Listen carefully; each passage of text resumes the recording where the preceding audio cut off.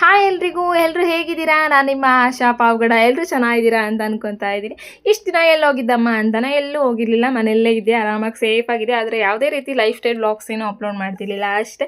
And ಇವತ್ತು bore ಆಗ್ತಿತ್ತು ಅಂತ ಹೇಳ್ಬಿಟ್ಟು ಸಂಜೆ ಆಂಟಿ ಜೊತೆಯಲ್ಲಿ ಹಾಲು ಹಾಕ್ಸ್ಕೊಬರೋಣ ಅಂತ ಹೇಳ್ಬಿಟ್ಟು ಹೋಗಿದ್ದೆ. ಹಾಗೆ ವಾಕ್ ಥರ ಆಗುತ್ತೆ ಅಂತ ಹೇಳ್ಬಿಟ್ಟು ಆಮೇಲೆ ನನಗೆ ಅನಿಸಿದ್ದು ಒಂದೇ, ಅಪ್ಪ ಎಷ್ಟೊಂದು ಕಷ್ಟಪಟ್ಟು ಕೆಲಸ ಮಾಡ್ತಿದ್ದಾರೆ ಅಂದರೆ ಅಷ್ಟೇ ಚೆನ್ನಾಗಿ ದುಡ್ಡು ಬರುತ್ತೆ ಗೊತ್ತಾ.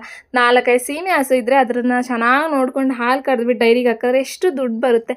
ಆ್ಯಂಡ್ ನಾವು ಮನೆ ಮಕ್ಕಳೆಲ್ಲ ಆರಾಮಾಗಿ ತುಪ್ಪ, ಬೆಣ್ಣೆ, ಮೊಸರು, ಮಜ್ಜಿಗೆ ಎಲ್ಲ ತಿನ್ಬೋದು. ಆಂಟಿ ಮೈಸೂರು ಮಂಡ್ಯ ಸೈಡವ್ರು ಆಗಿರೋದ್ರಿಂದ ಅಲ್ಲಿ ಒಂದು ದೇವಸ್ಥಾನ ಇದೆ, ತುಂಬ ಒಳ್ಳೆ ದೇವಸ್ಥಾನ. ಆ್ಯಂಡ್ ದೃಷ್ಟಿಗಿಷ್ಟಿ ಆ ಥರದ್ದೆಲ್ಲ ಆಗಿದ್ರೆ ತೆಗೆಸ್ಕೋಬೋದು, ಚೆನ್ನಾಗಿರುತ್ತೆ. ಹೋಗೋಣ ಬಾ ಅಂತ ಹೇಳ್ಬಿಟ್ಟು ನನ್ನನ್ನು ಕೂಡ ಕರ್ಕೊಂಡೋದ್ರು. ಎಷ್ಟು ಕೇರ್ ಮಾಡಿ ಎಷ್ಟು ಚೆಂದ ಕರ್ಕೊಂಡೋದ್ರು ಗಾಯ್ಸ್ ನನ್ನನ್ನು.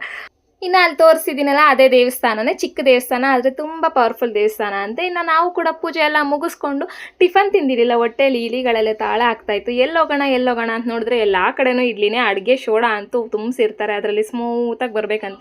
ಇನ್ನು ತಿಂದಾದ್ಮೇಲೆ ನಮ್ಮ ಹೊಟ್ಟೆ ಒಂದಿನ ಕೆಲಸನೇ ಮಾಡಬಾರ್ದು, ಆ ಲೆವೆಲ್ಗೆ ಮಾಡಿಟ್ಟಿರ್ತಾರೆ. ಇನ್ನು ಯಾವುದೋ ಒಂದು ಟೈಮಿಗೆ ಹೊಟ್ಟೆ ತುಂಬಿಸ್ಕೋಬೇಕಲ್ಲ, ಇದನ್ನೆಲ್ಲ ಯೋಚನೆ ಮಾಡ್ಕೊಂಡು ಕುತ್ಕೊಂಡ್ರೆ ಆಗಲ್ಲ ಅಂತ ಹೇಳ್ಬಿಟ್ಟು ಒಂದು ಪ್ಲೇಟ್ ಇಡ್ಲಿ ತೊಗೊಂಡು ಗೋಬಿ ತೊಗೊಂಡು ತಿನ್ಕೊಂಡು ನೆಕ್ಸ್ಟ್ ಹಾಗೆ ಇನ್ನೊಂಚೂರು ಮುಂದೆ ಬಂದ್ವಿ. ಅಲ್ಲೊಂದು ದೇವಸ್ಥಾನ ಆಯ್ತು ಅಂತ ಹೇಳ್ಬಿಟ್ಟು ಅಲ್ಲೂ ಕೂಡ ನೋಡಿಕೊಂಡು ಬಳೆ ಎಲ್ಲ ಕಟ್ಟಿದ್ರು.